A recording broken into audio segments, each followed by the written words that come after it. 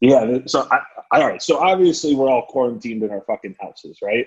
Yeah. And hey, if you see me looking this way instead of at you, it's because I bought this giant external monitor for my Mac. So like it's over here and you're over here, but I'm looking at you. So don't think it's weird, right? So we're all quarantined in our house, right? So like I got this giant new puppy. He's just massive. He's just, requires tons and tons of walks a day. And like I'm sitting working from home. Luckily I still, business is still running and everything. And like the single biggest focus of my life are two things. Is like taking walks with this dog and picking mangoes off my front lawn. And I probably picked like fucking 5 pounds of mangoes today. And you have no idea how exciting that is when the world has nothing else to offer but fucking sitting outside. And like my office, if you can't see, like this is the front of my house, right? And right there is a mango tree. And it turns out people like to steal your mangoes. So I'll be sitting here working. Today, I uncovered that next to me is a homeless person squatting in a vacant house. And then I turn around and there's people stealing the mangoes off my yard. So I feel like this thing has slowly turned me into this kooky, like homebound mango guarding self-protection dude. And every time I turn around, there's like some weird fucking thing going on outside my window. It doesn't make me feel any more sane. That's all I can't wait for Marcus just to get the rocking chair on the front porch with the spit bucket. Like I see, Mark. It seems like all you've been doing is wearing rice paddy hats and shooting automatic weapons. Every time I checked in on you, oh, dude, you and your dad. That's the best video. I think at the end. Oh my God, that was. I think at the end he turned the gun sideways, like he just held it like kill shot. Like kill shot. Did he hit the target once? So we went out, and like one of the guys, like me and the Rhino went to this place. It's this massive, like several 100-acre training facility for law enforcement, special forces type situations, and they have a range open to the public. So naturally, I've been very bored, so I've been buying guns, which is not good, but I bought a nice AR-15 pistol and another Glock. So, we've been going out and practicing and shooting, and they have this thing, right? And it's a metal target. It's got a Christmas tree. And it's got basically like 180-degree revolving metal targets. So the idea is two people stand while there's staggered targets coming up and down, and you see who can knock them all to one side first. So my dad, like I was doing it with one of the guys who's really good, kicked my ass every time. And I went with my dad and I was like, all right, Dad, let's do this. And I thought he was going to take it seriously. And he just, like, before I can even get a shot off, he just goes, pop, pop, pop, pop, pop, pop, empties his entire like 15-round magazine, doesn't hit it once, like not even accidentally. And I was like in shock of what was going on. So I stopped and then just waited like 30 seconds and I beat him. But yeah, he did that. That was a little wild. I'm excited for that target practice to soon turn to the homeless mango thief next door. Don't even bother with the range anymore. Between that and the flexing peacocks, man, Miami seems like a living hell right now. That peacock is my favorite thing ever. I tell everyone about this peacock. Like I've shared that story more than anything. Really? My favorite update. It keeps me. Come sane. on. No, it is. I love it. I'm telling you watch those videos? All of them. I feel like a crazy person. I'm like, dude, check my buddy Marcus. He's got this fucking peacock that keeps flexing on him. I'll walk out and do coffee, like early in the morning, or I'll let the dogs out, and either he's on the roof behind the yard or he's in the yard and he's fully fucking fanned out. I'm like, and you hear them all day. I feel like I'm going nuts. I really do. Like that's that's the thing I think about. They're the weirdest things. They're like geese in drag. That's when I hear them and I see them, they look like a goose in drag. It's exactly what it is. Like geese seem all like majestic until like they're outside your door in like early fall. And it's like, God damn it. You just want to you want to get one of those Elon Musk flamethrowers. Yeah, brutal. That's the most stressful thing I've got going on. Mango thieves and peacocks. That doesn't Yeah, sound good. I got nothing compared to that. You've got a beautiful Like beach in your backyard. Yeah, what the hell, man? yeah, I got no stress, man. And it's almost like it's weird to I almost feel guilty that I'm not stressed during all this. Like I feel like almost Yeah. like when people talk like, whoa, tough times. Woke up at 6 and went for a walk. Like that's how bored I am. Like when you're picking 5 pounds of mangoes and that's a highlight of your day, I'm walking. It's like nothing says that okay, Jordan might not be okay in his head than him actually voluntarily like going for a walk. Like I woke up one morning and said, hey, do you want to go for a walk down to the beach? And Kayla was literally like, oh God, like he's got the Rona. Like, does he have a fever or something? Like that doesn't sound like him. So usually like, hey, do you want to crush an Adderall and sit in front of a computer for 7 hours? Like that's kind of my jam. I've been doing the same actually, like 10 to 15,000 steps a day. It's like cardio, man. What about you, white bread? You Dude, haven't seen I haven't gone outside and I don't know how long, man. I go to the grocery store, I come home. But no, I've just been watching this show, Serengeti. So it's all about like Serengeti and all the animals. Dude, the show blows my mind. It's so stressful. Like I can only watch it before about noon, before I've had a coffee, because like caffeine will just jack my anxiety up. And then I can only watch one a day. Like it's way too stressful. What's it so about? it's like an It's just Animal about, like, Planet kind animal. of Yeah, it's like Animal Planet, but it's like it's narrated, so it's somewhat dramatized, but not really. So like, man, there's baby zebras getting attacked by crocodiles, and it's a little bit too much for me, man. it's a circle of life though, man. It's a circle of life. I don't know if What I'm I ready. like what I like about that stuff, man, like, and that might actually be the first half decent segue we've had in 165 episodes, is that it shows that nature isn't sensitive. Like that's what I like about like that the epic Discovery Channel. Like, do you ever see the lizard running away from all the snakes? Yeah, It Yeah, was the that most was epic. Like planet Michael Earth. Bay doesn't got shit on this, man. Like Michael Bay movies are fucking nothing compared to this epic lizard just trying to like, you know, bob and weave his way through all these snakes. But it's like, especially now, there's a certain level of sensitivity that has to be. It seems like it has to be broached when you start to talk about like the implications around like the coronavirus and things like that. Like, look, people are going to die. People die. But I think the pressure to move towards like a very soft and sensitive like outward face and the way people react to it is actually like part of our de-evolution. Like it's what separates us from human or from animals. And when people realize that, like when you watch something like that, when it is brutal and you kind of go, well, you know, cue the Elton John, like it is the circle of life sort of thing.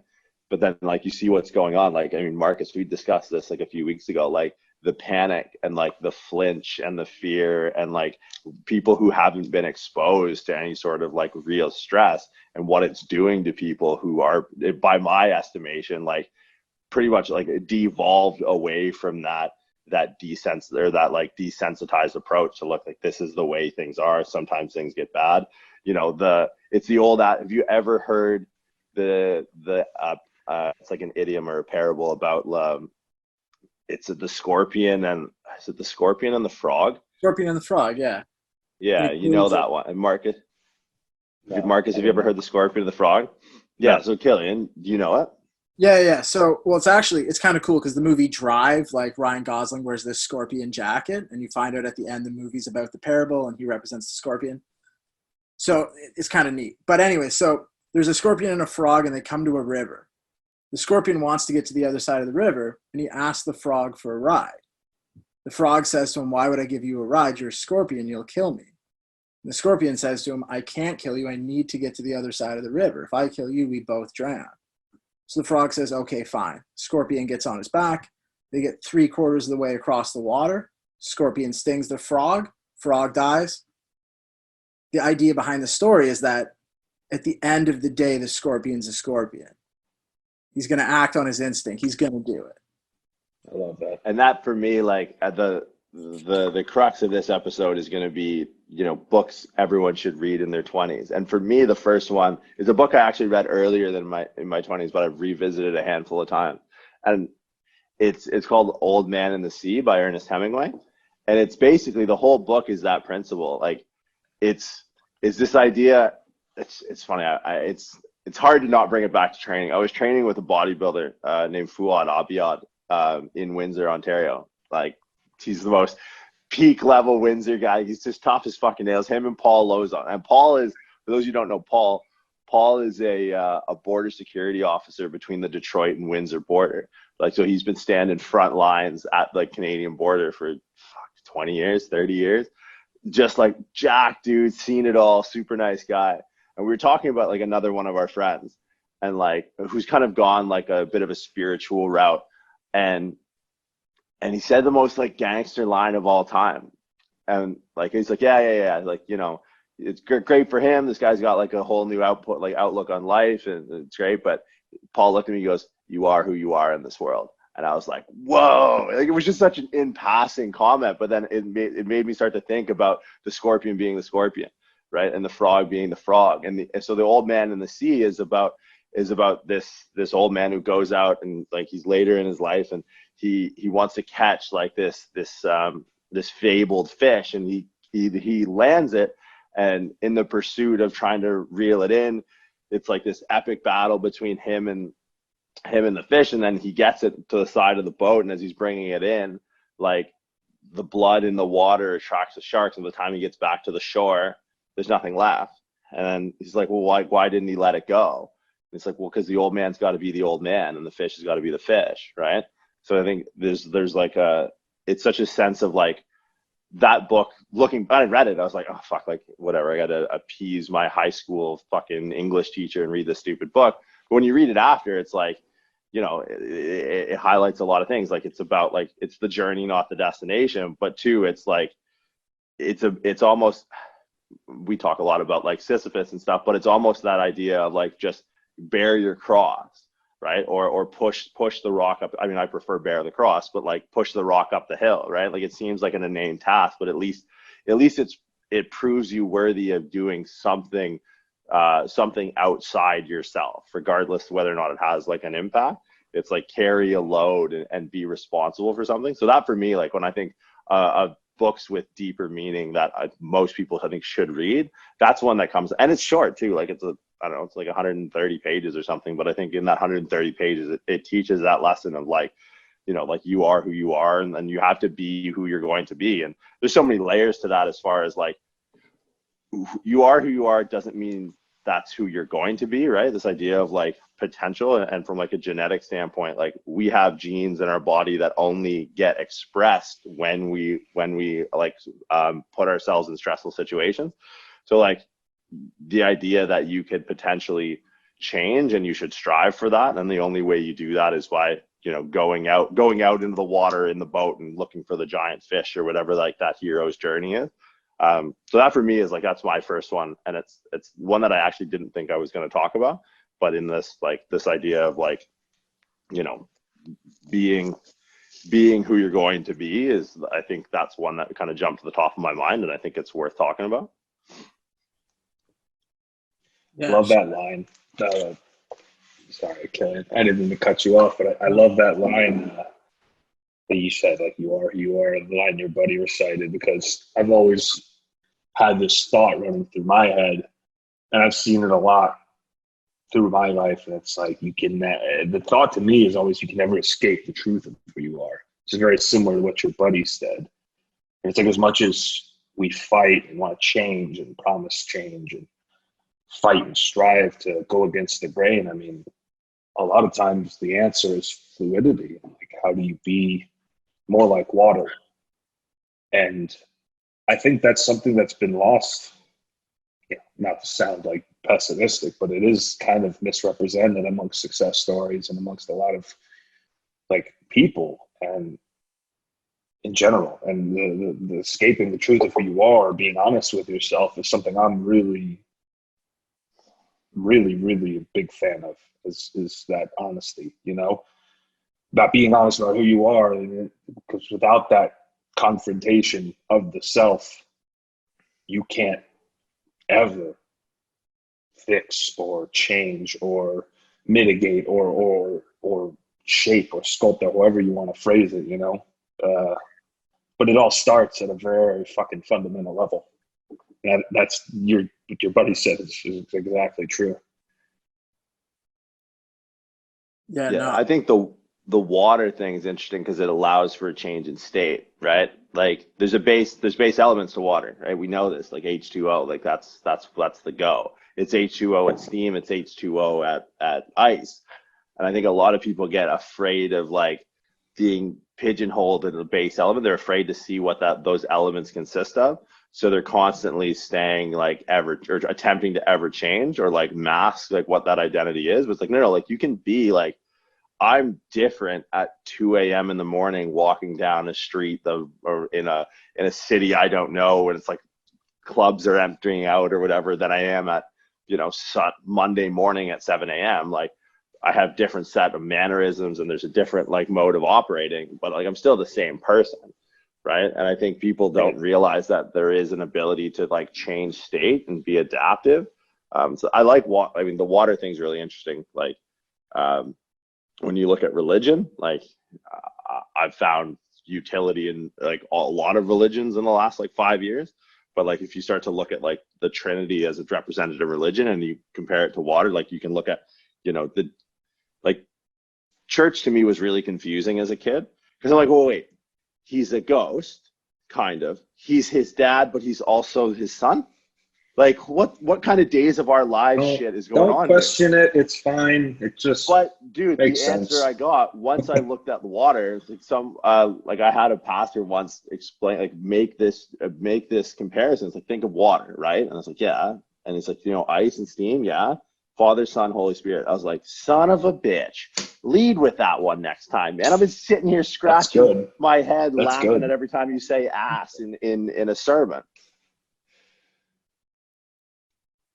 No, I think it's funny. Like I was going to say something else, but now that you guys brought up water, like I've been stuck in my basement cleaning stuff out, and I found a bunch of stuff, like a bunch of writing I used to do. I guess like I did more creative writing in the past, but I wrote this thing. I remember I had this creative writing class, and we had to write about a room in the house, and like describe it. So I wrote about the bathroom. Because like I was talking about this last night too, and I thought it was so interesting is like there's no more polarizing place than a bathroom. Wait for it. Because like if we go into any washroom, bathroom, anywhere, convenience store, gas station, your house, Airbnb, there's two things. There's a sink and there's a toilet.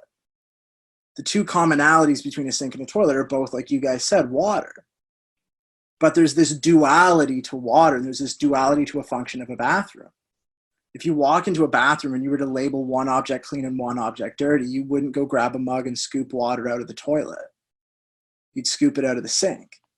But if we think of like true purpose to both, if you think about it maybe more existentially, is if you think about the idea of the sink and of the toilet is in some ways more cleansing than the sink ever will be.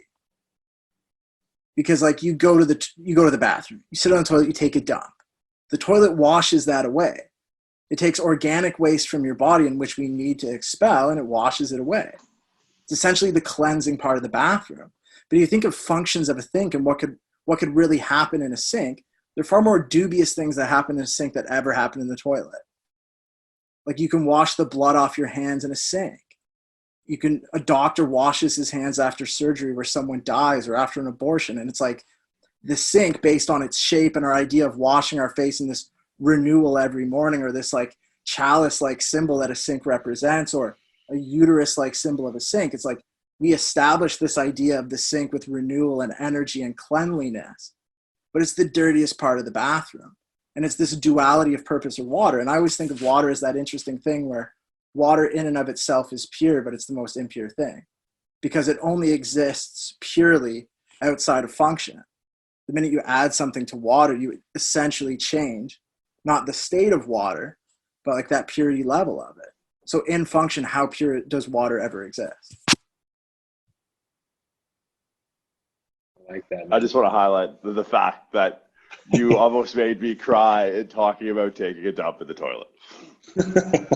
But anyways, that was a cool segue to make an idea I was talking about the other day. It's just like polarity and duality, and like how we establish identity to things, right? Like good and evil, or right and wrong, or left and right, or up and down. And it's like sometimes we look at it the complete wrong way. We look at it outside of function. in its purest sense, right? Like you're talking Yeah, about water in a 100%. multitude of ways. Like I'm thinking of it in like this almost metaphysical way as it relates to navigating life. And Yes. you can relate that so easily to like, okay, I'm in this difficult situation. Like, do you fight or do you become akin to water in that situation? Take the path that is basically the least resistance. And what does that mean? And that's a little bit nebulous, but I think it ties into kind of where you're going about the kind of purity and essence of what water represents. And Well, you can superimpose like a classic philosophical camp to each one of these ideas, right? Like it's obviously like Trinity in this states of water. You can go down like the Christianity route, but in Killian's example, it's almost like a dualistic idea, like Cartesian dualism, Yeah. right? Like it's interesting how you can just kind of implant this one thing and start to like superimpose. Like it's probably not a hard stretch to go from like dualism to something like the Tao, right? Like the yin and the yang. And I think like, the point of, it's just water, but it can be the most pure and impure thing. It's like, well, that's a pretty good verbal representation of what the yin and the yang are, right? And then at the end of the day, it's like, if we go broad spectrum with it, it's like, Marcus, you kind of said like good and evil, or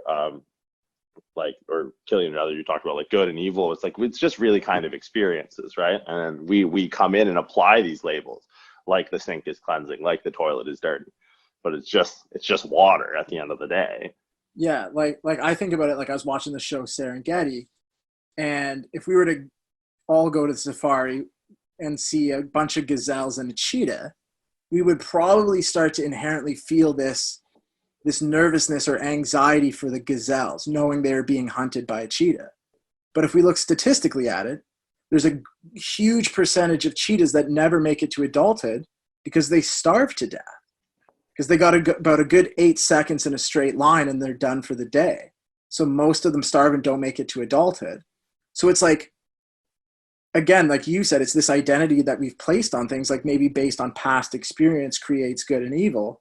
And it's like you look at these two properties, the gazelle and the cheetah, and from watching this show, I now have this overwhelming anxiety when I look at the predator in these situations. Like, dude, a crocodile eats once a year. What the fuck? So when you're watching him and he misses the wildebeest, I'm like, he hasn't eaten for a year. Like, this is fucked. yeah, motherfucker's hungry. Yeah, man. Like, that stresses me out. And it makes me think of like this book that I think a lot of people should read maybe when they're coming of age, but it's it's by Hannah Arendt, and it's who is it? I'll look it up, but it's Eichmann in Jerusalem by Hannah Arendt. So she's more Eichmann in Jerusalem. Yeah, Eichmann in Jerusalem, okay. Hannah Arendt. She's more of a sociologist than a psychologist or philosopher, but basically she writes of the banality of evil. And she talks about this guy, Eichmann, who goes on trial in Jerusalem for war crimes after World War II. And basically, he's the dude at the desk who's like the human accountant. He's got the highlighter, and he's just highlighting sections of Jews to be put to death at these concentration camps. So obviously, terrible human being, committed Adolf Eichmann? Adolf Eichmann, you got it. So, obviously a terrible dude, did some awful things, goes to trial. They establish that for his entire life, he's joined the most popular camp that exists at the time. When he's a kid, he plays every sport, does every activity he can do. When he becomes an adult, he votes for whoever is most likely to win. He never does anything on his own. He's not entrepreneurial in any way. He finds stress in freedom. So he assigns himself to these camps and these identities that provide him structure. Out of no choice of his own, he gets elevated to this position of like atrocity, but he's basically an accountant. And she establishes how there's this banality to evil. There's this non-egotistical level of evil that we don't see based on our idea of good and bad and protagonist, antagonist. And there's this guy committing terrible acts, but he's basically just circling names. And to him, he gets it. He knows he's done wrong stuff, but he's like, this was just my job at the time. And like, I only did Nazism because they were going to win. And he's like, I'd like to be on the winning team, so I'm going to do it. And he's just always voted for whoever was popular. He has no views. And he speaks to the anxiety and terror of being on his own or having to think freely. So it's that idea of water, right? Is water dirty, or is it the contents of the water that's dirty? And what's the role of water as the carrier of something that may not be pure? It's solely a vehicle that something latches onto. And how much was Adolf Eichmann just a vehicle for something to latch onto? And they that found situation was the gravity. Like, sorry, it was the way oh God, I've got a good book to talk about right after that. But it sounds like if you're talking, using the analogy of him acting as if he's water, right?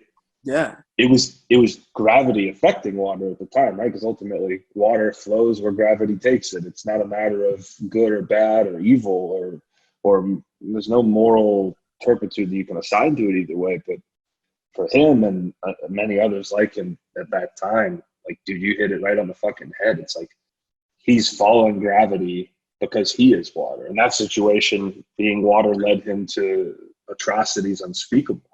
Yeah. I mean, to me, it's like the idea of like sedimented versus cemented, right? Like if you look as water being a carrier, sometimes it's just you're in the place where this passes over you. And like that's the idea of sedimented. I think that was actually, Marcus, I think that was an idea that was in Beyond Good and Evil when we read, if I'm not mistaken, when I read that 13,000 times to try and get, so we read. You're giving me PTSD, man. Yeah, we read Friedrich Nietzsche's Beyond Good and Evil, and he talks about this idea of just that, like about, I mean, he talks about a lot of things, like, you know, the ideas of ideas, like people not having ideas, but ideas having people, right? And this idea that it could be sedimented, as like sediment washes over something and rests for a short period of time and then continues on, versus like, you know, there was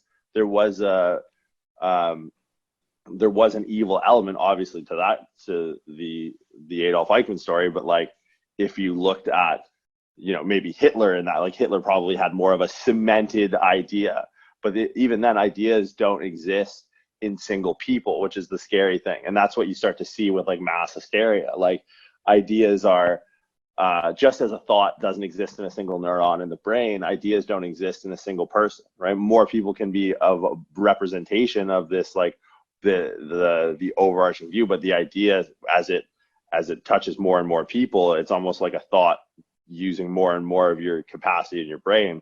Like the idea isn't realized in one single person. It's sort of sedimented and washed over like a group of people. And I think that's kind of what you're seeing now. Like, I mean, Marcus described to me like an issue he ran into in person with some kids in his, like down in Miami, and they're just young kids that have allowed this like fear of, you know, this new world order and all this crazy shit to like start to affect them, because they're not grounded in anything. They don't have a cemented idea. So it's and it can be scary for a 22-year-old kid to essentially be held victim and to be, you know, to not be given a choice but to join the popular team, right? Like, yeah, I'm going to join the fear and toilet paper team. And I'm going to, for no reason, go stock up on a bunch of other, because I'm too fearful to step out on a limb and actually form my own ideas. It's tough to be truthful. It's tough to be honest and vulnerable. And I think that's something that is not necessarily socially rewarded. You know, a lot of people's behaviors are just a function of rewards, right? It's a matter of what's the incentive structure. You know, I'm a student of economics and philosophy, so I understand things from a couple different perspectives just based on my own inclinations and learnings. And I think that a lot of what people form themselves to be is not only a systemic pattern of events in their life where they continue to act upon what is incentivized. If you continue to post on Instagram in a certain way and build up a persona about yourself and build this image that's airtight and, you know, not vulnerable, not honest, and you'll hear me talk about those words a lot nowadays because I think it's really important. And when I get to the books that I was reading recently that I think are really important, I think they play into it a lot as well. But this idea of the stoic individual has been hijacked in a lot of ways to make it almost socially, well, I guess what's the opposite of rewarding? You know, it's punished socially to be super vulnerable and honest and to be truthful, because maybe that's not the image you're trying to put off, and maybe that's not the person you want the world to see you as. And I don't know where the fuck I'm going with this, but it was related to the story that I told you recently, and it was not a big deal, but you're right. It's this confluence of events, right? We're living in a very scary time right now. There's no doubt about it. And yeah, I think you struck a chord with the Stoicism thing with Killian, and a positive note. Yeah, no, and I have not dived into the Stoics a crazy degree, right? Ancient Greek philosophy is very interesting, but I did not, at least in my own discovery process, make it there yet. It has not struck a chord, and there's something about, and I have a connection here that I think actually makes sense, right? So the way that it's been connected to the stories of success, and I just read this great book. That's not one of the two that I want to talk about today, but I read this great book just now by Malcolm Gladwell called Outliers, and he's a brilliant author, and he's got a great podcast. You read it? Yeah. Killian? Yeah, so good. It's when you debunk the myth, because it is a myth, of people's success and why they turn out to be the way they are. I'm looking at it on the last 100 years, 200 years timeline versus the last 12, right? We've never lived, up until 6 weeks ago or 4 weeks ago, never lived in a more prosperous, wealthy, basically successful, affluent time in human history. This was it. The past 12 years. Yeah. I maybe somebody can make the argument that I'm wrong, but in a lot of accounts, you could probably dig into different ways and argue this way or that, but I'm pretty sure that this has been the most affluent, gilded age of success. And I think a lot of myths and the ethos of success and the ethos of hard work have been bastardized and hijacked because of different people attributing different facets of that success story and basically turning it into mythology. And listen, I'm not shitting on the Stoics. I'm sure and I've read some Stoic philosophy. I think that there's a lot to be gleaned from it. But I also think that it's a very small part of a person's overall success. And you can't just attribute the fact that you fucking meditate for 15 minutes a day and gratitude journal for 10 minutes a day to the fact that you're successful. There's a lot more to it. And then if you dig down under the surface, there's layers and layers to what it is that makes a good, successful person, because it's not just money. And I think that's a really important conversation to have. Yeah. Well, I could just go right off on the whole Stoicism. Awesome. Because I hate it. But so like, this isn't my quote. It's not Omar Isif's quote, but we sat and we had dinner, me, Shallow, Omar Isif, Andre Malinchev. We're all at this Mexican restaurant. Really? Malinchev? Yeah. What the fuck? It sounds like the beginning of the worst joke ever. Yeah. So it's crazy. Hamilton, Shallow, Omar, and Andre walk into a Mexican restaurant. And Andre's possibly the deepest person I've ever met. Like, fuck, that guy's smart, man. He's read so many books and seen. Yeah. Dude. He's like Chekhov, Dostoevsky, watching all this cinema. Yeah, dude. Like, really? Like Eisenstein. And it was, so crazy. It was such a cool conversation to talk about this stuff with this guy. But Kafka. But so me and Omar were talking about Stoicism because Omar's a wicked dude and he's got some interesting Eastern views on things. And I live very much, although I'm Canadian, in this like Western Americanized philosophy and literature. I love like American novelists. So we're talking and Omar brings up Stoicism and I'm like, I don't buy it. I'm not a big fan of it. And Omar paraphrases Dostoevsky and says, you can't live in a bucket in Russia. Stoicism worked in ancient Greece because it's 15 degrees and no one's starving and no one's trying to kill you. But you can't go live in a bucket in Russia because it's -40, everyone's starving and everyone's trying to fucking murder you. It doesn't work. This idea of reflection doesn't work. And I got into this heated debate like 2 weeks ago with somebody reading that Ryan Holiday book, I don't know what bullshit it is. Daily Stoicism. I don't know. Yeah. Ryan Holiday, call me, add me on Instagram. I have a huge gripe with you. But anyways, the Stoicism thing. This person's sending me all these excerpts from this book on being stoic, and doesn't this have value? And I said, inherently, I'm never going to read it. I'm not interested. I'm not going to pay it any time because it doesn't actually exist. It doesn't exist because in order to be stoic, you have to elevate yourself above a lot of the principles that Stoicism puts upon you. I have to have the ability to have 15 minutes of my life in which no one is trying to rape and maim me, to sit and reflect on my day. I have to be able to purchase a book that's priced above the cost of what it took to print it on paper, to pad the pocket of a dude who I'm sure lives a better life than me, who's going to tell me how to reflect on my life alone, and read philosophies like the greatest escape is in my own imagination. Well, guess what?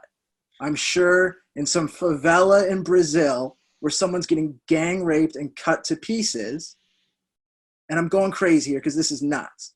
They don't have the 15 minutes nor the $40 to pad some dude's pocket to go, yeah, I would love to not live the American dream, living in some slum in South America getting brutalized.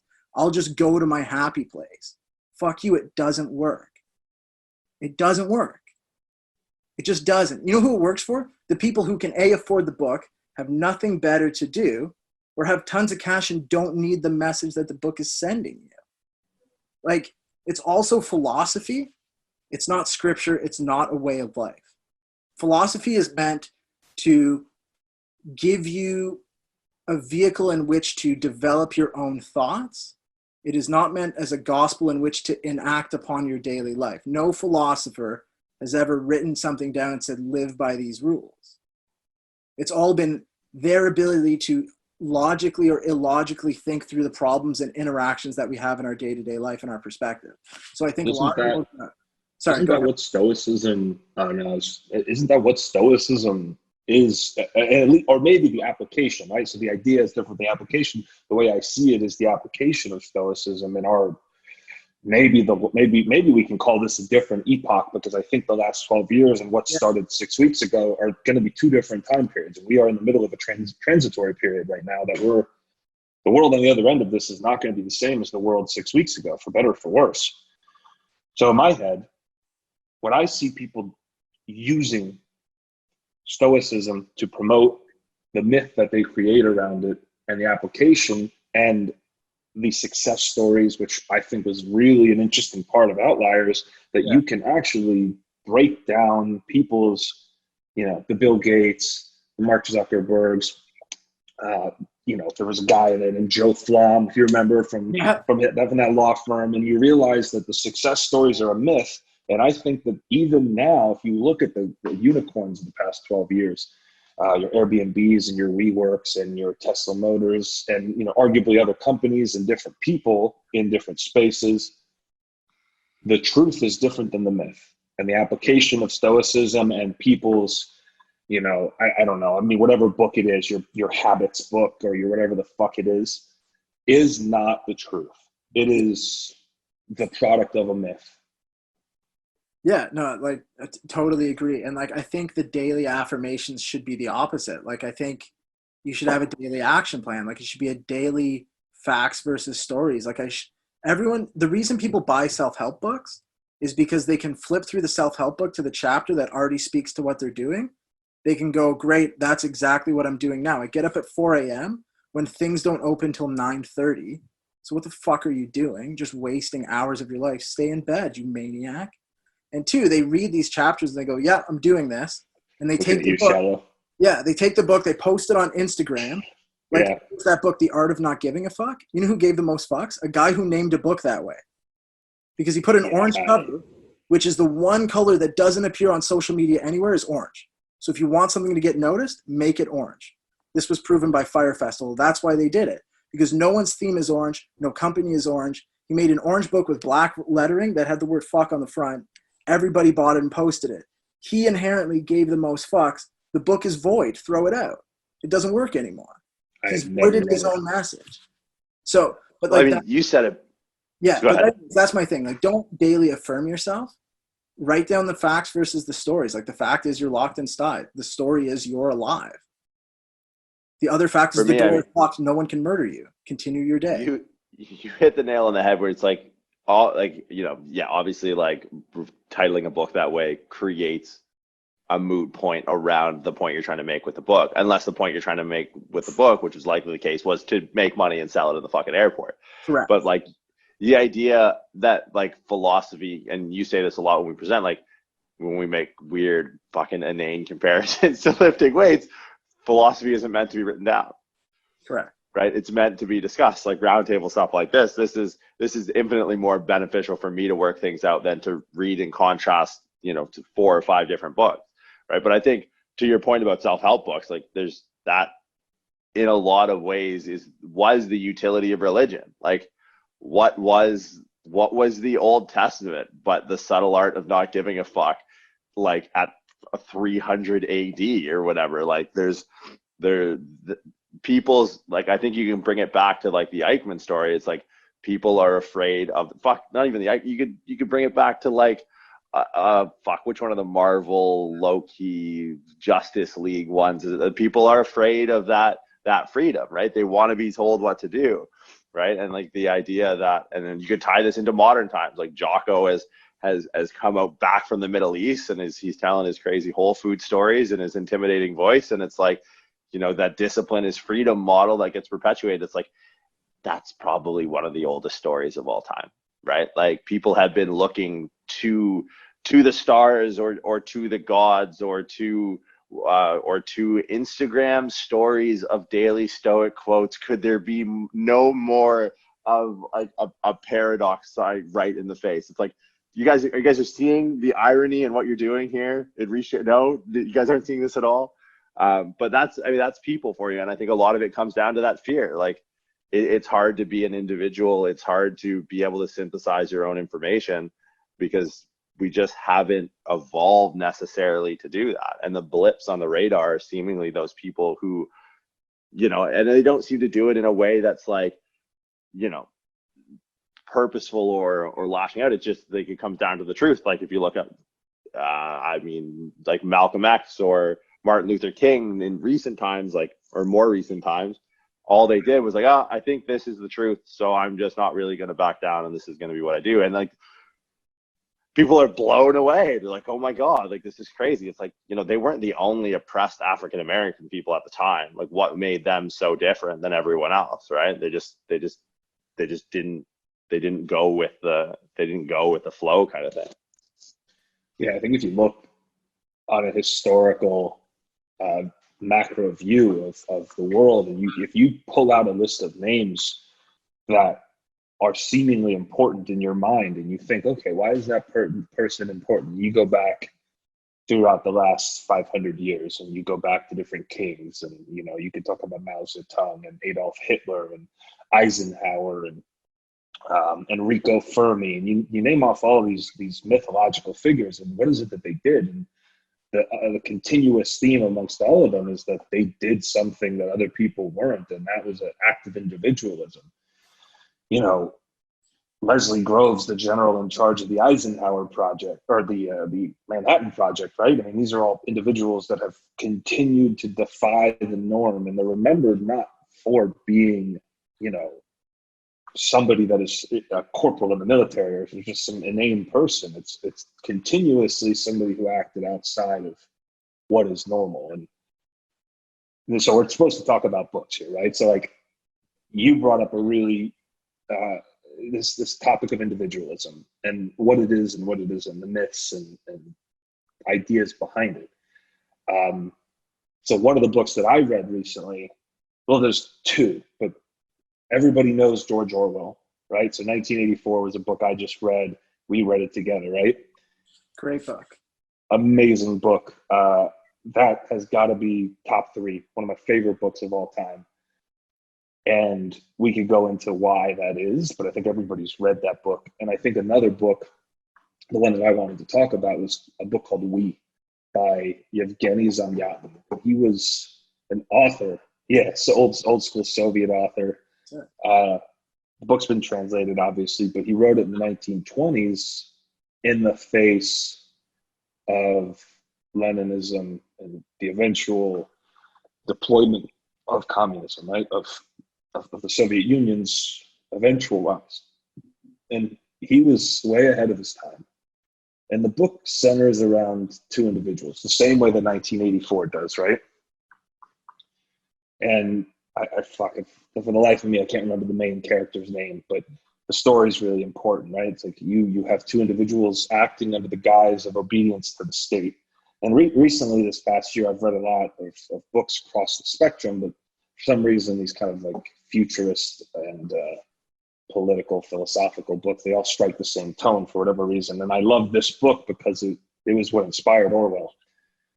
And you have this idea of basically a myth. And the myth is that obedience to the state, and you could substitute the state for any system of beliefs and ideologies. It could be a platform, it could be a brand, it could be a person, it could be a way of life. And, I subscribe to Stoicism, therefore that makes me X, and you can ascribe whatever attributes you want to it after that. But the story is important because it centers on the simple act of rebellion. And what does rebellion mean in 1984 and we, as a Miatan? Well, it all centers around a woman, which is really interesting because the woman in both books is the protagonist and antagonist to the protagonist, right? So in 1984, her name's Julia, I think, right? Yeah. In 1984. Her job is to expose, what's the guy's name again? The main character in 1984, Joe, or Jordan, help me out here, somebody. Yeah, I think that's it. Anyways, hold on. The idea is to, they're a symbol. And I think the symbol is super important for a couple of reasons. But the symbol is, I'm going to expose you to an act of rebellion. And I think the act of rebellion is the same thing that Killian's talking about, the same thing that you're talking about, Jordan. It's going against something that is accepted. Something that's accepted now, that is the norm, that is something that is popular. Eichmann was the accountant for the Nazis, not because he thought that was the right thing to do, but because he wanted to be on the right side of history. And you follow this main character and he's exposed to the truth that he's living in this autocratic, well, I guess in this book they call it technocratic. It's like the super futuristic, wild world. And I can't believe a guy in the 20s wrote a book like this. It was insane, but it was this perfect, egalitarian, totalitarian society. And he was able to break literally out of the confines of this society by this woman exposing him to the truth and rebelling against the preconceived exception of what they called the norm. And that changed this man's entire outlook on life. It was like this really dramatic shift. And it's a powerful story for a few reasons, but I think just getting lost in the details is pointless. But the idea that act of rebellion and individualism has always spoken to me, because you're going against the grain, and that's a very cliched thing, but I think that's really important as an individual, and what that means for individualism and the pursuit of the supreme sense of self-honesty and truth, and an expression of exploring what's true to you as a human, and how that explores your eventual path in life. And I think that's like one of the really important ways of promoting a happy, like, prosperous life. I mean, that's the oldest story of all that. I've never read it, but I've read Genesis probably 15 times. And tell me that's not the story of Adam and Eve. Tell me that is not the oldest story of all time. Right. And down to the character, down to the female odd antagonist protagonist thing, and this idea. And the interesting thing is the rebellion was eating the fruit, but the fruit was of the tree of knowledge. And then what happened? They were blind, and then they saw just how, and to bring this kind of full circle, is like to see how vulnerable they are. There's something more vulnerable than being naked, right? That's why I sleep naked. That gives me an upper hand to the guy who breaks in, and I go out with my dick hanging out, and I know he's gonna flinch. I know that guy's gonna flinch. When he breaks into my house and I walk out of my room naked, I got an upper hand now. I hold all the cards. But it's unless like, he's also naked. Could you imagine? Fuck. Or he's just like, what's like shirt dick in it? Like just wearing a shirt with no pants. Oh my God. But that's like, I think there's the reason that's like a true story is because it's so old. Like it's so, do I think that like there was a person named Adam and a person named Eve, and then we had whatever, it would have been Seth and what's the story of the two brothers? Cain and Abel. And Abel and Seth, and like that's how the world started? No, but like, why do we keep telling the same story over and over again? And it's just so interesting because it's like Adam and Eve blind in the Garden of Eden. Snake comes, eat apple from tree of knowledge. In gaining that knowledge, they both were now able to see, realize they're both naked, which is a way to describe being vulnerable. And it's only when you start to learn do you realize how much, like how vulnerable you really are, right? That stems that like ignorance is bliss sort of things, like, you know. And we can bring this modern times with talking about like the Dunning-Kruger effect. And it's like some people are really comfortable being left of that curve because it shows them just how much, or it doesn't expose to them how much there is to know. But it's like, I don't know, it's a pretty interesting story. And I'm going to give like the Bible or just religious texts in general, like an honorable mention, because I think they're worth at some point in your life, if you read and are interested in this, like you can start to tie a lot of things back to religious texts regardless. It's all really the same, except the Quran gets kind of weird in some of the chapters, if I'm being honest. But yeah, like it's a pretty old story. And that's like, whether it's Lord of the Rings, Harry Potter, you know, the Gulag in the 1920 or early 1900s Soviet Russia or Ukraine, it's like, it's all kind of the same thing. There seems to be a relatability to that storyline. It's rebellion, right? And whatever that is. And in 1984, they take it a step further than we. And the idea, Winston. Yeah, there you go. Joe. I was like, Joe Smith. Joe's going right to me. Like, that's way too. Yeah, Winston, that's way too generic.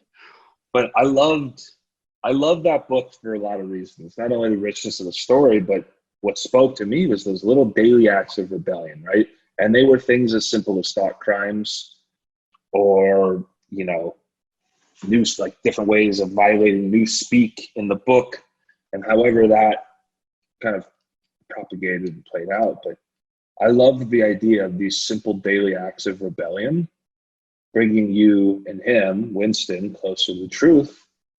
And then you finally get to the end, and, you know, obviously don't spoil it for anybody who hasn't read the book, but it was very powerful to see the confrontation of the truth and what that means and how different that is for everybody. And I think now, and I think you and I spoke about this a little bit recently when we were on the phone, but we've been living through these times. And the reason I wanted to talk about books and talk philosophy with you guys is because we're in a transition period right now where things have never been so good. And I think now a lot of people are going to be facing some very hard truths.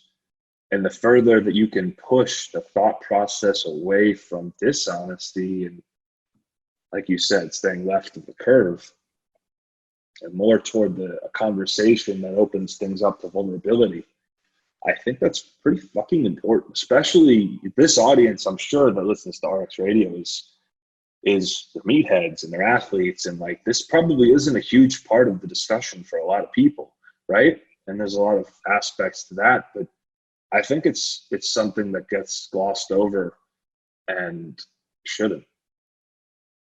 No, I totally agree. And I think me and Shallow talked about this, I don't know, like when we were in California, or I was just ranting to anybody who would listen. But like, I talk about this idea of stress. Or no, I talked about this, I think, on a podcast, how we invent stress. Like as we elevate higher and higher, further and further away from like Maslow's hierarchy of needs, we start to remove daily acts of rebellion or daily outbursts of aggression or stress. And we get to this point, like the fall of the British Empire, the fall of Rome, the bourgeoisie, we get to these points in which we've elevated so far past this hierarchy of needs that we no longer have these daily acts of aggression or rebellion or stress in which we're faced with conflict in which we need to overcome, that we begin to create conflict. And I don't think the conflicts we create are satisfying enough to us as a people globally, as an event like this in which we see a paradigm shift. I don't think acts of rebellion are as much about rebelling against a totalitarian society as much as daily acts of rebellion are our way individually of creating change. We obviously evolved from something else. We were a tadpole and then a gorilla and then a man, like the guy coming out of the water. And it's like, we're in this perpetual state of change in which we're constantly driving technology. And you could argue that humans are the sex organ of the machine and that we're here just to drive technology forwards, which I believe. Or the other idea is that we're constantly in this state of flux or fluidity or liquidity in which we're trying to drive change. And we get to this stalwart point in which change can no longer be enacted. And then we see these ultimate acts of rebellion.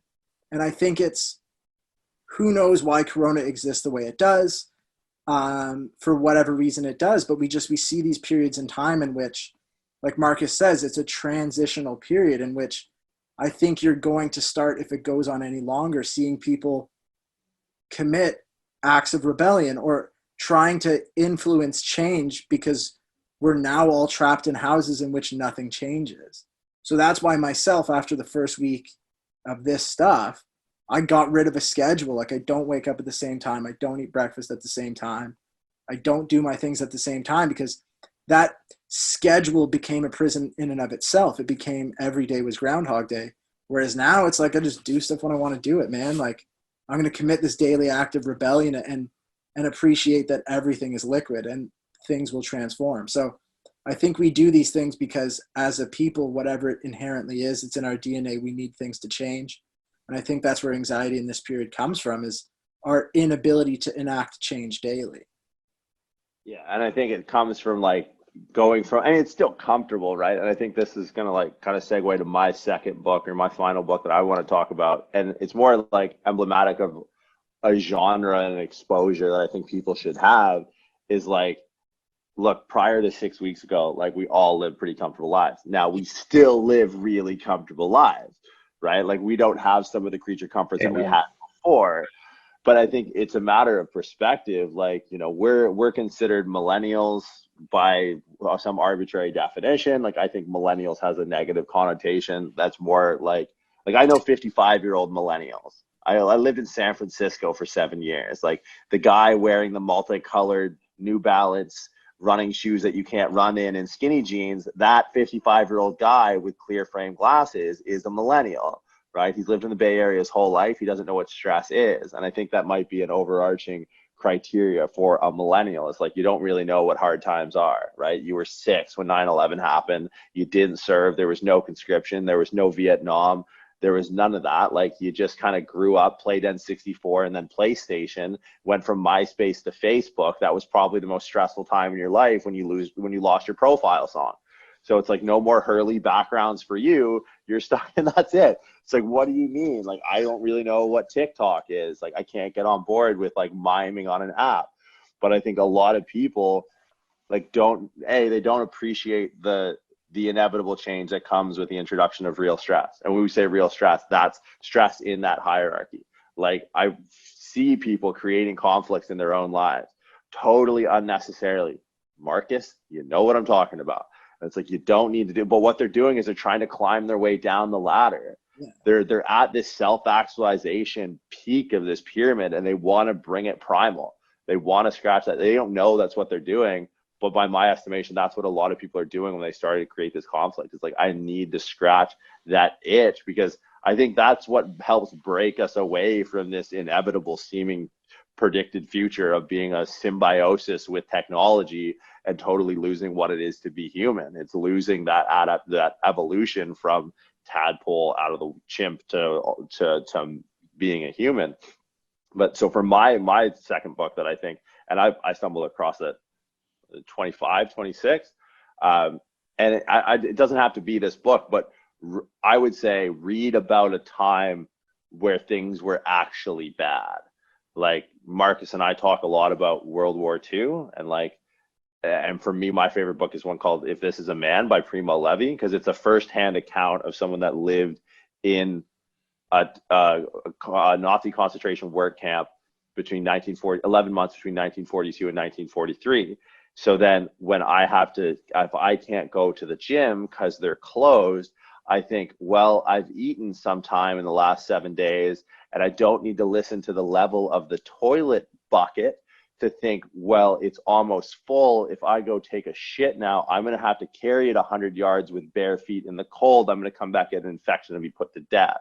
So, oh shit, I guess I don't get to go to a gym today that has my favorite hammer strength row. And I'm fine with it. And I can sit with that and be okay, because books are to me, they're a consolidation of time and wisdom. And it's I didn't live through that. Frankly, the first time I read the book had a hard time reading it, because you can't actually conceptualize that atrocity. You talked about the Eichmann story, and how he was influenced just by the freedom that comes without having any choice. And it's the same thing that could be said. There's another book that fits a similar narrative to that, but also kind of comes into this idea of read something horrible. It's called Ordinary Men by Robert Browning, and it basically talks of yeah. Sorry, is that yours? Yes. I was going to say that along with another book for my second, but go ahead, because I want to hear your take on it. Well, so because Ordinary Men by Robert Browning allows you to look through the lens of what it must have been like to be a military police officer for the SS, for the Nazis. It's these were just normal guys. They weren't indoctrinated by, Hitlerian propaganda and the Reich. They were once you're you got to get them young, right? That's the Catholic Church thing. Get them while they're young. Because it's hard to really convert someone. I watched Spotlight the other day. Fucking great movie if you never watched it. But it's hard to convert someone. Right now we're almost all 30 years old, and it's hard to kind of sway. If someone came around with propaganda, I'd be can I go do my shit now? Thanks, fuck off. But so these guys are 30. Some of them were in their 40s, and when the war started. And look, their captain came to them and was look, you're going to have to do some terrible things. It's war. But you can leave at any time. You can leave. But Killian, to a phrase that you've kind of driven into my head the last couple of weeks, no one wanted to leave the other guy to hold the fucking bag, right? So talk of this was, they were homies, man. There was such a sense of camaraderie, even though they were doing unspeakable things. They documented how many people they killed a day, and upwards of 25,000.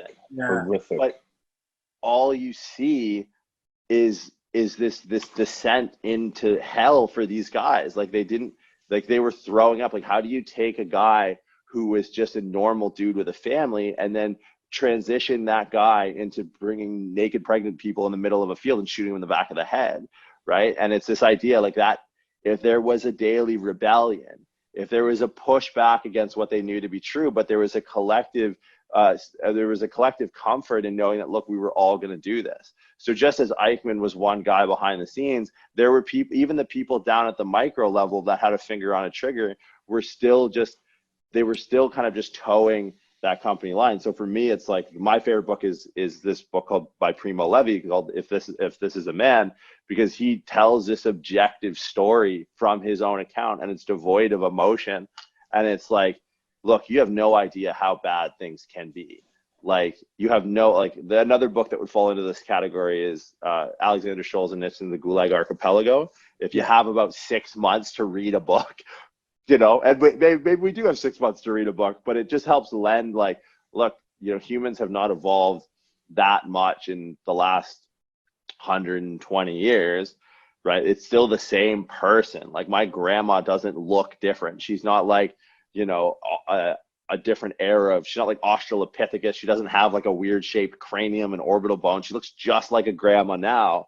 And it's like she lived through both of these wars, right? That there's nothing saying that if one of us in these situations wouldn't have fallen victim to propaganda or, you know, the pressure to perform some of these acts. So for me, like, you just need a constant reminder of what people are capable of. But I think that goes so far in lending perspective and how you operate on a day to day, because it's like, you know, to not allow for infringements on your truth, like, I think is such an important value to learn. But the thing you have to do is you need to know what your truths are. And most people they don't allow themselves to be vulnerable enough to really know what they stand for. And it's kind of the stupid thing of, like, you know, if you was like the Kaepernick, what was that, when people were burning their fucking shoes, what was that all about? Like, if you don't stand for something, you'll fall for anything or something like that, which is like, yeah, it's kind of true. So that for me is like, it's more whatever that book is for you. Like, it's a tough book to read, and I've read it probably like 12 times now. So if this is a band, it's just like, look, have some idea of how bad it can be before you go complaining about how bad it is. Yeah, I totally agree. Do you have a book, Marcus? You want me to go? Yeah, I do. I was going to touch on Ordinary Men, but I didn't want to harp on the World War II thing, because Ordinary Men is horrific in so many ways. And it is, you know, the transitory phase, the story taking these guys from being ordinary MPs in Germany eventually. And I think the principle that mattered a lot to me was that they were ordinary men as MPs, but the further that they dived into this world of, it wasn't fanatical Nazism. And I'm a Jew, you know, my family was taken to Bergen-Belsen. They were taken by the fascists in Italy, which is, it's horrible to think about. I mean, it really is. And my great-grandmother, Nonna Chia, was the only one that realized that they were going to start taking the Jews away. And I always have this, listen, I think it's almost I'm indebted to the past of Judaism, not in the religious sense, but in the cultural sense, where you're always looking out for hatred, right? And again, not to harp on, you know, where we are now in 2020, but there was a lot of hatred, a lot of anti-Semitism still around, and it's not to be taken lightly. And it is a slippery slope. Hatred is a slippery slope, no matter how you skin the cat. Hatred in and of itself leads to unspeakable things. Now, do I think Trump is the next Hitler? No. You can't compare anybody to Hitler, right? But unfettered hate and hate that propagates finds victims. And that doesn't necessarily mean that it's Jews. In the 2000s, it was Muslims. And for anybody that's been to the Middle East and experienced that culture, it's horrific to think that they were targeted for so many years, and they still are. There's so much racism. And it's like, it makes me sick, because to bring it back to Ordinary Men, I don't get off topic, but the book was really interesting because it took a look at the evolution of a normal person, and it was not daily acts of rebellion by them, because that was not socially advantageous. It wasn't advantageous for their lives. They wouldn't get killed, but they would get sent home. And you're right, they didn't want to leave somebody else hanging the bag, but it was a daily, it was almost like training. It was progressive overload, but death. Okay, go to this town, we need you to round up the Jews. And if anybody's ever seen the movie The Pianist, it's the most heartbreaking movie maybe of all. I could not handle my shit during that movie. It was a brilliant film. Adrian Brody killed it. But you'd see these men in Poland, and okay, today we're going to clear a town, and we're going to take everybody to this spot. Okay, now we have orders that we are going to, you need to kill these people. Okay, now I need you to go find 500 women. You have a quota today, and put them to death in the woods. And it was not killing men or women anymore. It was a numbers game for these people. Just like you said about Eichmann, it wasn't necessarily evil, because evil is insidious and hatred propagates in many ways. It's really weird, right? So that was what I got out of that book was that it's not like all of a sudden I come up and say, Killian, Jordan, we're going to go kill some Jews today. I know that might sound crazy to you, but you need 1,000 each, right? Like some Inglourious Bastard shit where they get the scouts.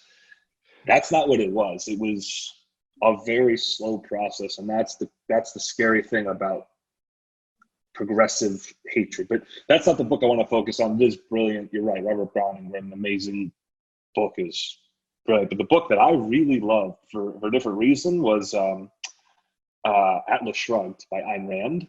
Yes. Yes.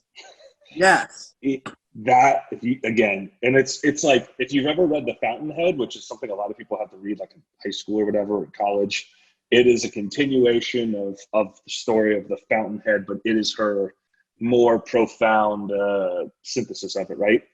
And what's that story about? It's not much different than 1984 or We by Zamyatin, but it's a look at a world controlled by forces outside of yourself, and how it's a different act of rebellion, escaping from society that 1984 is trying to get people to understand. And the story of Winston and Julia in 1984 leads you to believe. But this is a completely different take on the philosophy of individualism, because the story itself is very fucking long, and you get to give a speech at the end. I mean, it's an amazing 70, 80 pages of just fucking like, that's Ayn Rand's masterpiece, was that speech by John Galt at the end, right? So what did I take from it? To me, it was a story of individualism and the power of expression of freedom. And everybody has a choice. I think there's a lot of talk these days, even in Stoicism, about, controlling your emotions, meditation, all this stupid bullshit. But the truth is, there is a huge, radical, even rebellious power of expressing individualism and expressing your ability to participate, right? So the story in Atlas Shrugged is not necessarily the story of economic collapse. It's the story of authoritarian control and the removal of the productive elements of it, and what that means as a human, and what that means to you as an individual, and what that's advocating. And she's been accused of all sorts of things. Obviously, she was not a fan of communism and collectivism, and she even argues that fascism and socialism are collectivism on two different ends of the spectrum, with different meanings of property and ownership, and that's separate. But if you look at the idea, the individual acts within the book that make the point that John Galt finally synthesizes there in the end in that big speech, is the individual is responsible, right? Your inputs to society are you're responsible for those, and the individual is responsible for their contributions, and you can choose to participate or not. And I think that has a lot of power on an individual's life now, where you're choosing your level of participation in things. If you're stuck in a situation that you don't like, if you're in a relationship you don't like, there's a huge degree of honesty that's involved in making the decision of whether or not you're going to participate in that. In a toxic environment, a toxic relationship, in a job you hate, you can kind of bring it down to whatever level you want to, but there is a power of not being some crazy conservative individual, because I don't think that was the point of the book. To me, it was the idea that you can express the power of yourself and whatever decision-making process, and take your life in the direction that you want it to go in. Whatever your personal goal is, right? Because how are you going to express that, and how are you going to take action every day to basically attain a goal? And John Galt's goal in the book was to remove the productive elements of society and prove that authoritarianism does not work without your consent, and control doesn't work without your consent. And I think that's a really powerful distinction to make, and a realization to come to, is that consent and participation in anything is how people have control. It's how people have control over you. I consent to be controlled, or you don't. And that really depends on the situation, but the message is very important and individually profound. So before I go fucking deep down that rabbit hole, I think leaving it there is a good overview of the book. And it sounds like you're a fan of it, but choice is the message. Not to just,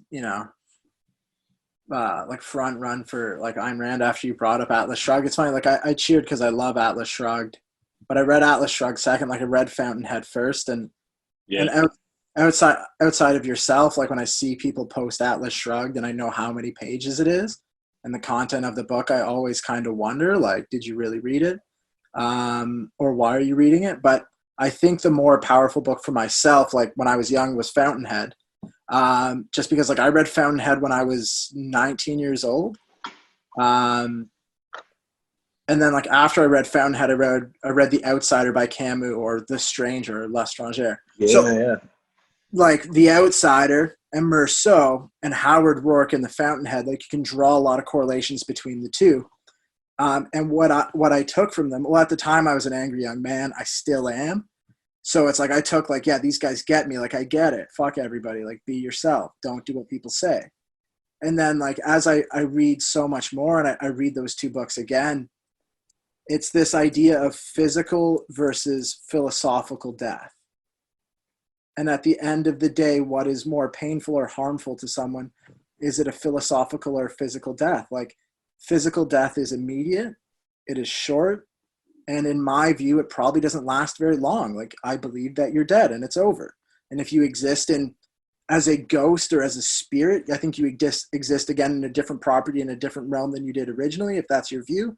So it's still a short, immediate death. But to commit philosophical suicide or allow someone to kill your philosophy is a daily death that you'd have to wake up and meditate on every day. Like you said, like consent is always active, regardless of if you gave consent passively. It's an active choice that you make during and before the action, right? Like if you choose not to vote, you're actively giving consent to whoever wins. That wasn't a passive act. So I think that's something, like, if we're just to talk about politics for 1 second, that's something people should remember. You still made an active choice to not be heard in any way.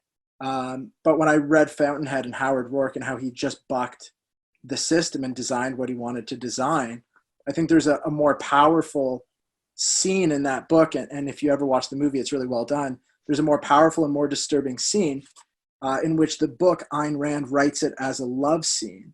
And it's showcased in a Hollywood movie as a love scene, but it's essentially a rape of this young woman. But she commits this physical act of being a victim because she agrees with the philosophical idea of Howard Rourke. So in a way, she's had this physical act of violence perpetrated on her due to her active consent of a philosophical idea. And like we see this, right, with like cult leaders and people in power, Weinstein. This is a physical act of being a victim, but it's an active consent of a philosophical idea. And that's not meant to downplay anyone being a victim of atrocious acts upon them. But it's this idea in the book, like people will read it and they'll go, Howard Rourke's the man. Like he bucked the system. But in a way, he then became a system in and of himself to perpetrate a philosophy on people in which they gave seemingly unwilling consent to acts of violence upon them. Much like in Atlas Shrugged, society takes this, rapes this act of consent from people to do what they want with them, right? So it's like we see it in Fountainhead, but we see it like water from this idea of a love scene between someone infatuated with someone else. But that's because we've chosen to put on the rose-colored glasses and accept Howard Rourke as a protagonist, not an antagonist, because we want to be him. We want to be the angry young man. But we see the exact same thing on a macro scale in Atlas Shrugged, society raping the consent from a society of people, and we want to buck against it. But I think it happens in Fountainhead, and we're blind to it. So that's what I got. Rapey. I know. So sorry, but like even in Atlas Shrugged, there's a few rapey love scenes there. There really is, and I think it's interesting coming from Ayn Rand because she paints us into this corner, right, where we to go full circle, we see the sink is pure and the toilet is dirty, and we forget the acts of which each one is doing or what each one is involved in. So I remember reading Fountainhead the first time and being so pro Rourke.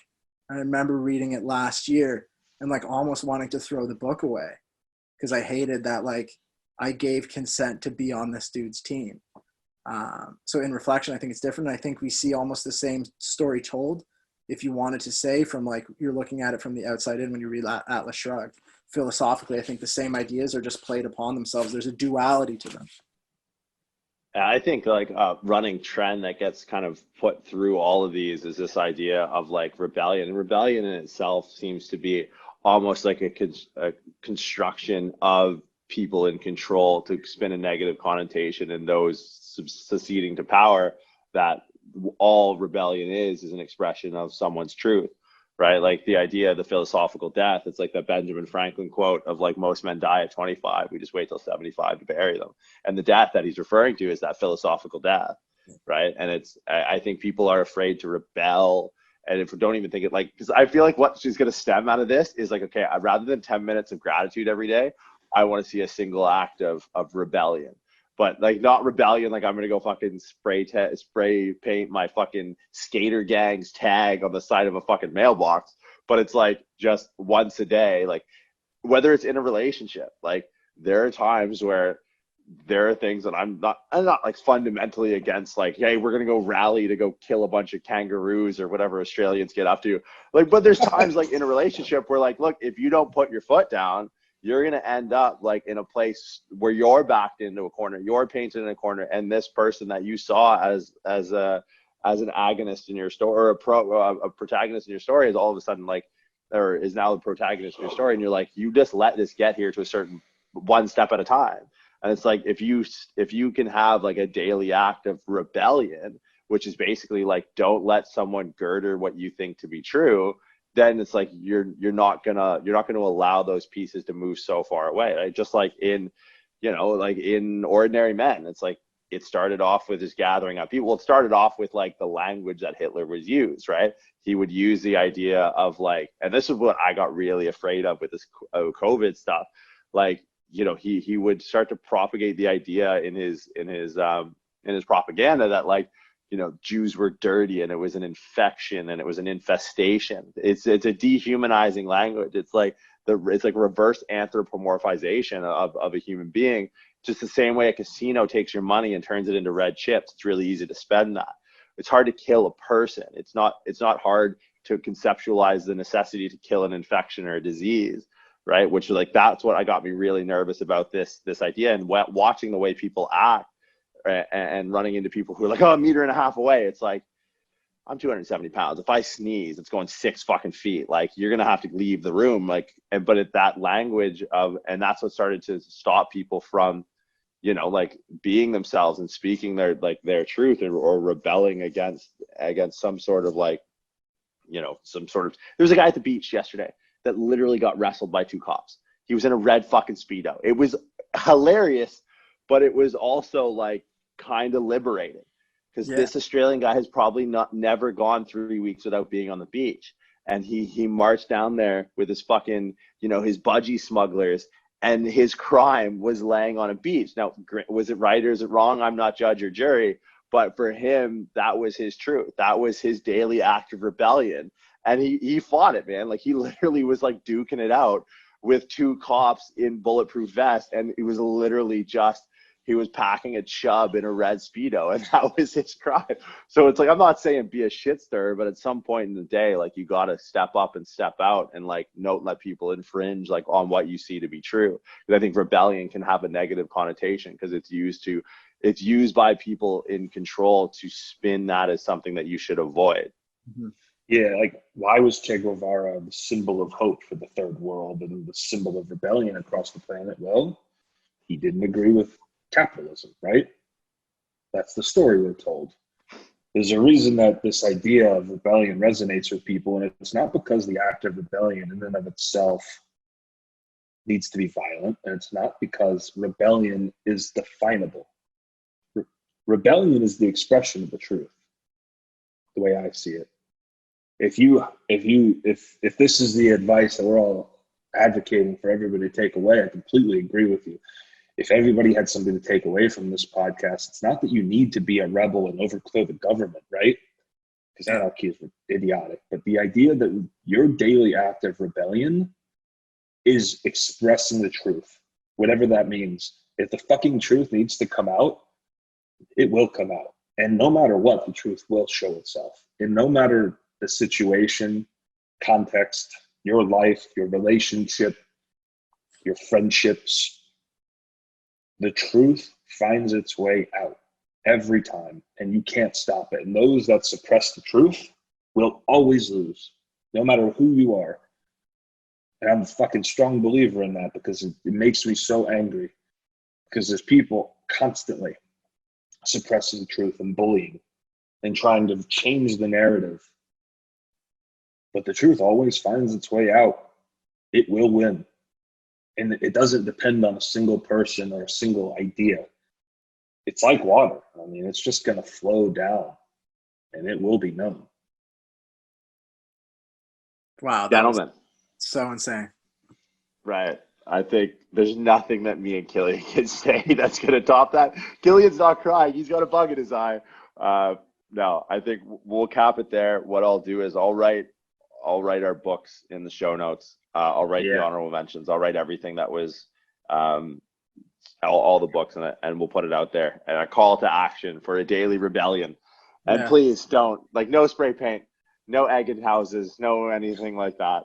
But no, I think it's a message that's decreasing in frequency and wavelength and pitch, that especially, I think kids our age, I don't know, I feel like 30 is not a kid anymore. Humans our age, just, I don't need to tell this to most 50-year-olds or most 70-year-olds, because they've had enough of this thrust upon them in their life, and they probably lived the manifestation of not understanding this. But if you can get ahead of the curve and start to conceptualize these ideas, I think people are going to be in a much better place.